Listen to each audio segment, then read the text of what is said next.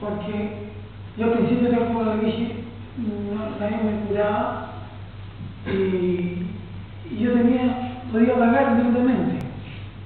Entonces, vagaba por los pasillos, miraba qué es lo que había aquí, qué es lo que había allá.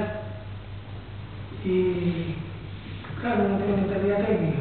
Se me fijé que el rincón de arriba corría una cañería.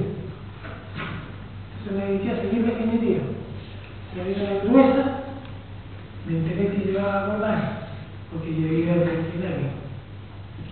Y otra ventana azul que llevaba oxígeno, y así.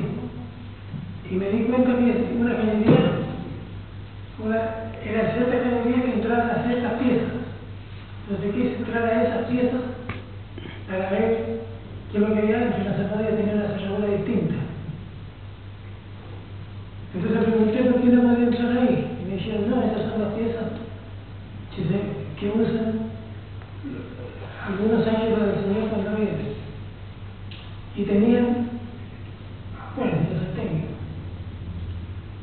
Tenían, por ejemplo, bombas de presión. Y es decir, todas las culturas eran herméticas por el resto de los aviones. Habían